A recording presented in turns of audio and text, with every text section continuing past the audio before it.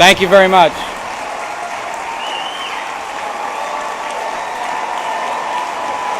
Thank you. Thank you very much. Thank you.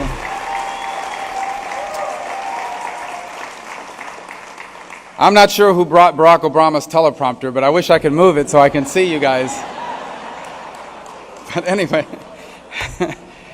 I am really honored to be here. I want to thank Tom for that introduction. I want to thank Adam Hasner, our other chair, and so many people that are helping us across the state. And I want to thank the chairman of the Republican Party, Blaise Ngolia. He is doing a great job, and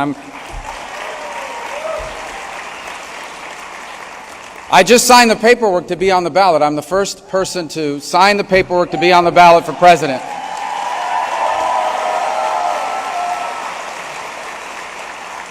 But it had to be notarized, so they asked me to bring my ID. I kid you not, I did. So I said, Google it. You'll see, it's me. But anyway, all by the book. So we're grateful, and we're honored to be with you guys today. Look, I think over the next few hours, perhaps day and a half, you're going to hear from some excellent people that are choosing the presidency. And I think we as a party are blessed to have so many good candidates. The Democrats can't even come up with one.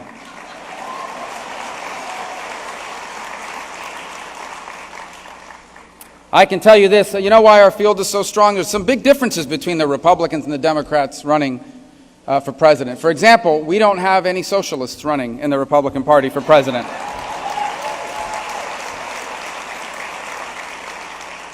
And none of our candidates are under investigation by the FBI for either.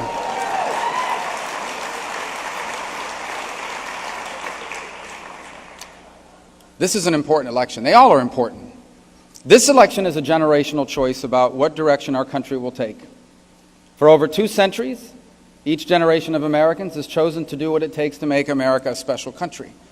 And as a result, every single one of us are the beneficiaries of the extraordinary miracle of the American dream. Now the time has come for this generation to make its choice. And it's an important choice, for we cannot afford another 4 years like the last 8. The last 8 years, the last 7.5 years under Barack Obama have been a disaster.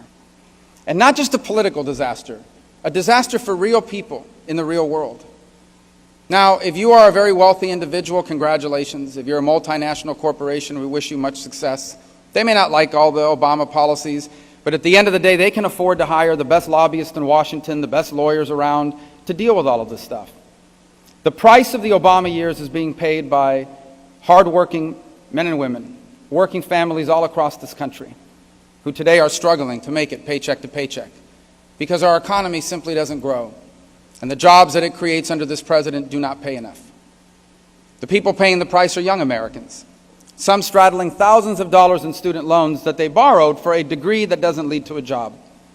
The price is being paid by people who own a small business, the very backbone of our economy. And yet today, for the first time in 35 years, we have more businesses failing than starting. And the price is being paid by America's prestige in the world. Each day brings news about another humiliation at the hands of Russia, at the hands of China, at the hands of radical jihadists, at the hands of Iran.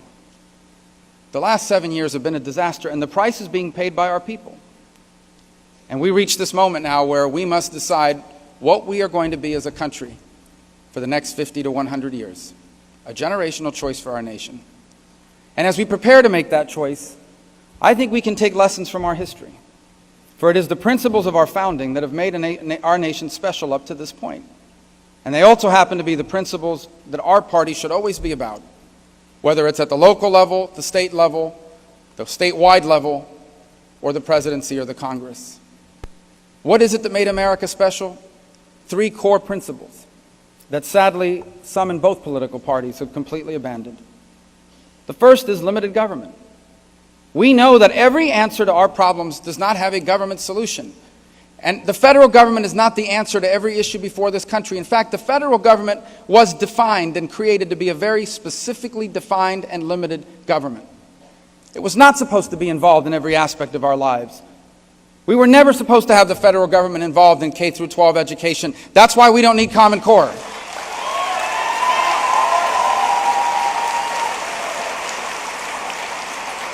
The one thing our federal government must do, and only our federal government can do, is provide for the common defense, the national security of the United States. But today, under this president, we are failing in that regard. $1 trillion in defense cuts await us. And what does that mean in practical terms? The smallest and the oldest Navy and Air Force ever. 40,000 positions slashed over the next 2 years from the Army. At a time when the world is more dangerous than it's been in my lifetime. A lunatic in North Korea has dozens of nuclear weapons. The Chinese are building up their military faster than any nation ever has, as they take over the South China Sea and hack into our computers and practice blowing up our satellites.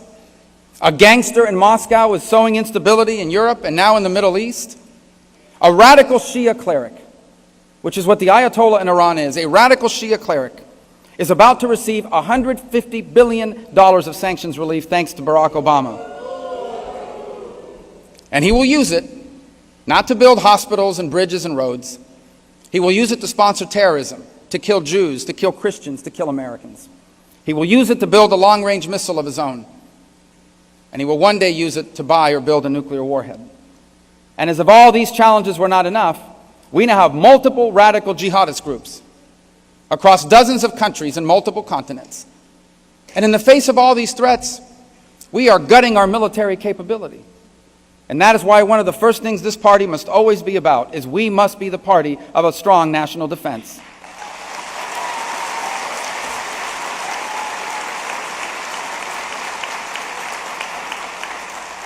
History proves that the world is a safer, a better, and a freer place when America is the strongest military power in the world. By the way, providing for our national defense means keeping our commitment to our men and women who have served us in uniform. And if you are a veteran and you are here today, we are thankful for your service.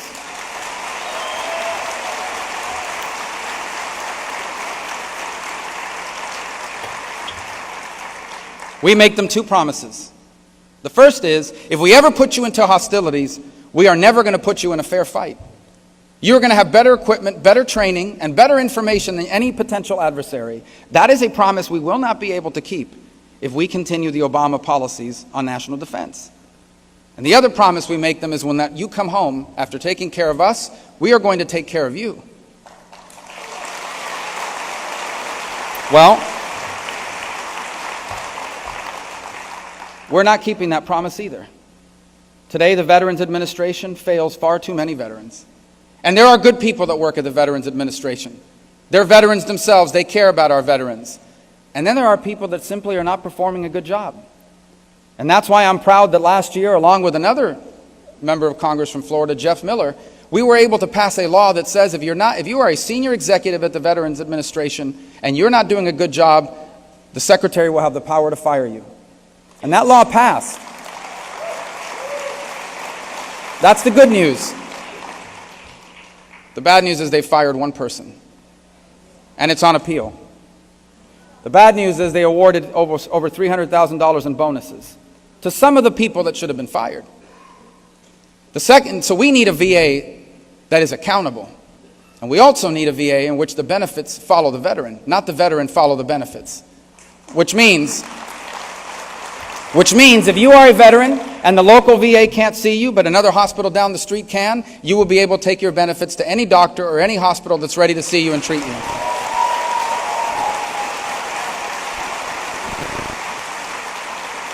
A strong national defense also means a foreign policy of moral clarity, one in which our allies can trust us and our adversaries dare not test us. I only bring this up because we have the direct opposite. Our allies do not trust us. Our adversaries do not respect us. The best example of that is what's happening in the Middle East. There is only one pro-American free enterprise democracy in the entire Middle East, the State of Israel. Well, today we have a president who treats the Prime Minister of Israel with less respect than what he gives the Ayatollah in Iran. And that's why if I am fortunate and blessed to be elected President of the United States, on my first day in office, I will cancel the deal with Iran that this President has signed.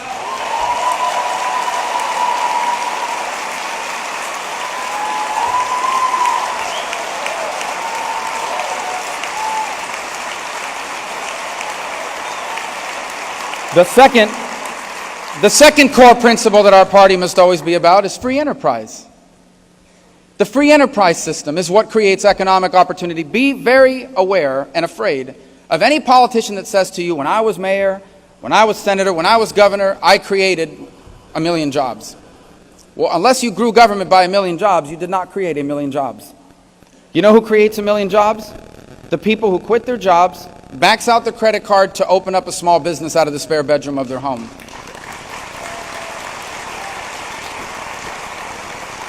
The private sector creates jobs, and the job of those of us in public office is to ensure that America remains the best place in the world to start a new business or to grow an existing one. That is the job of those of us in public service.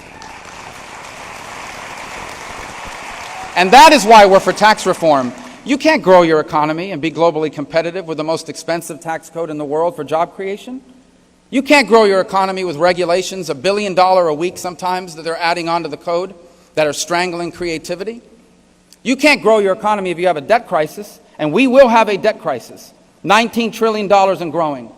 You can't grow your economy if you don't fully utilize your energy resources. God has blessed America with oil and natural gas. Let us use it fully.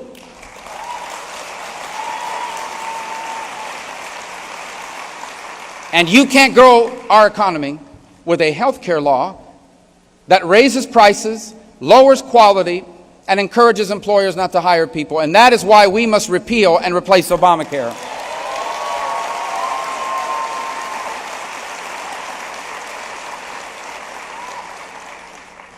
There's one more point that we should always be about.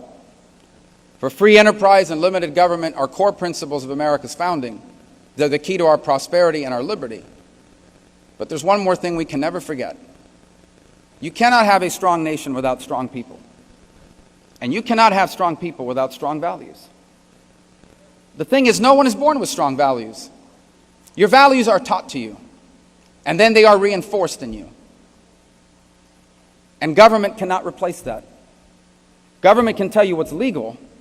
It cannot always tell you what's right. Right and wrong, good and bad, that is learned from your values instilled in you in the family, the most important institution in society.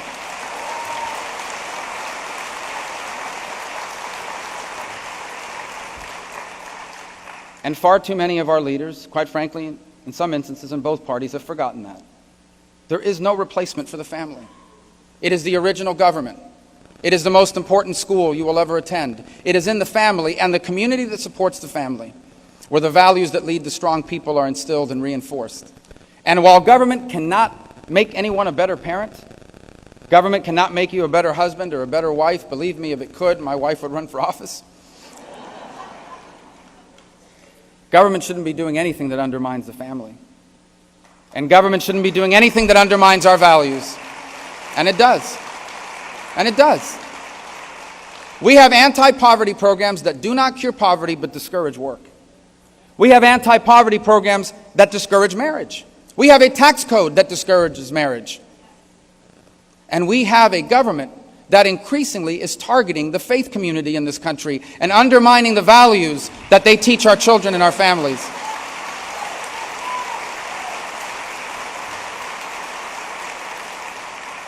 The result is a growing number of Americans who hold traditional values feel like outsiders in their own country. If you believe in basic principles like marriage should be defined as the union of one man and one woman, if you believe that all human life is worthy of protection, you're labeled a bigot or a hater. One of the things I believe passionately is if I'm President of the United States, I will not appoint judges that do not understand it.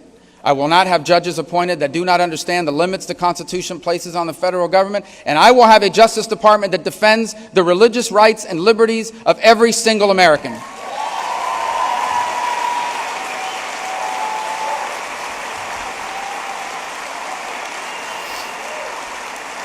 Because religious liberty is not the right to believe whatever you want. It is that, but it is more.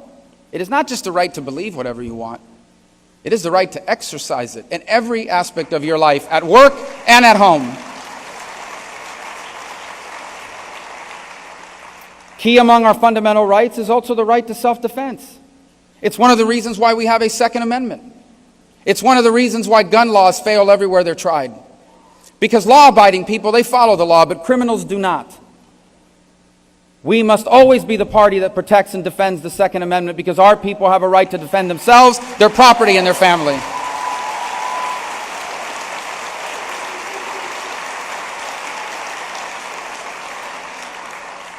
The key to our success as a party and as a nation lie in re-embracing these three principles: limited government, free enterprise, and strong families with strong values. There is no other way forward. And if we are not for those things, no one will be for those things. The key to our success does not lie in becoming more like the Democrats. The nation already has a Democrat Party. We don't need two Democrat parties.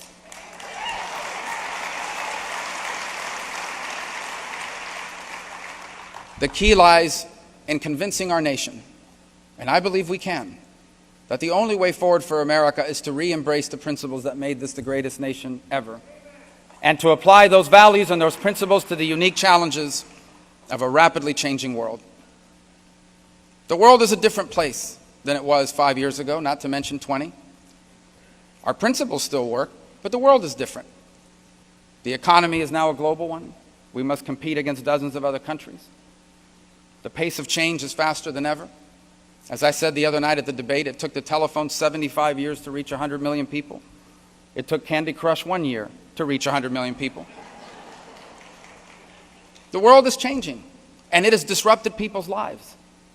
These economic changes are like the Industrial Revolution, except they're happening every 5 years, not every 100. And it's wiped out jobs that once sustained our middle class. It's wiped out industries that once sustained us.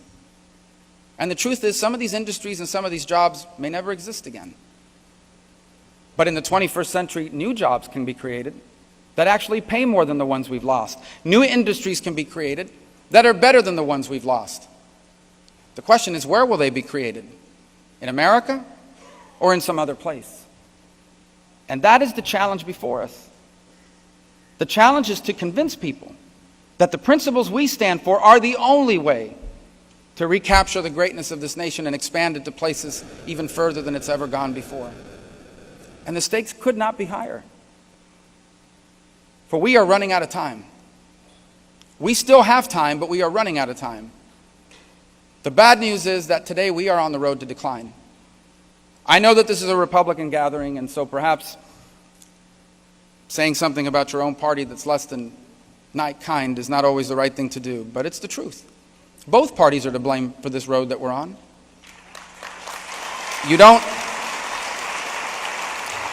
I always chuckle when people say there's no bipartisanship in Washington. Yeah, there is. That $19 trillion debt is a bipartisan debt. But we've never seen anything like the last 7 years in this president. We are on the road to decline, and what that means is if we don't change, if we don't turn the page, if we don't allow new people with new ideas to lead this country into this new era, I believe that our children, sadly, will be the first Americans in history who will inherit a life worse than their parents. But here's the good news. It doesn't have to be this way. There is another way forward for us. There is another way forward for us, but we must embrace it. And that's why I chose to run for president. Because I honestly believe that if we do what needs to be done, the greatest era in our history is right before us. But the time to act is now. We really can't wait any longer. We cannot wait any longer. You know, I said this last night to a group, it's easy to think that America's always had it easy, that we've never faced challenges. That's just not true. We've always faced challenges. We were founded by declaring independence from the most powerful empire in the world. It's quite a challenge. We had a civil war that divided our nation brutally, almost ended it. That was a challenge. The First World War created carnage mankind had never seen. Then, right after the First World War, a Great Depression. And then a Second World War. And then after that, a long Cold War that threatened the existence of life on this planet. We have always faced great challenges.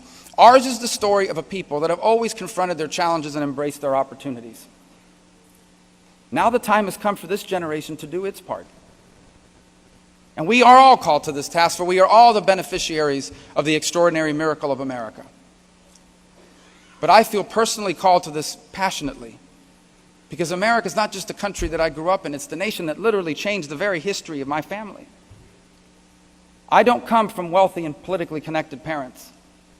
I was born and raised by people that know America is special because they know what life is like outside of America. And they never became rich or famous in America either. But they were successful because through hard work they were able to own a home in a safe and stable neighborhood and retire with dignity and leave all 4 of their children better off than themselves. But that's not just my story, that's our story.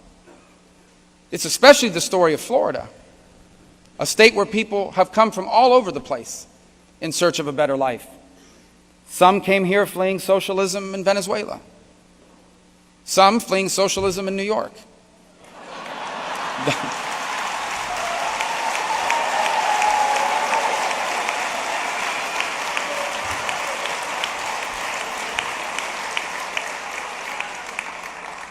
They came here in search of, yeah, I know, now I lost the New York primary. But listen, maybe not. We never know. They might move to Florida. If any state in this nation understands the American dream, it's Florida. People that understand the American dream is not how much money you make. It could be a part of your dream, but it's not the American dream. The American dream is not how many things you own on the day you die. The American dream is about being able to leave your children better off than yourself and achieving the life you want through hard work and perseverance. This is what makes us special. Every country in the world has rich people. The poorest country in the world has rich people. What makes us special is the millions of people that will never be rich, but are working hard to be happy. And whether or not they can achieve that in the 21st century, that is what will determine whether we are a special country or not. The men and women who will clean the rooms of this hotel tonight, the people who will serve your food at lunch or park your car, will they be able to leave their children better off than themselves? Will they be able to do for their children what my parents did for me and your parents did for you? That is what we must decide. That is what our party must be about.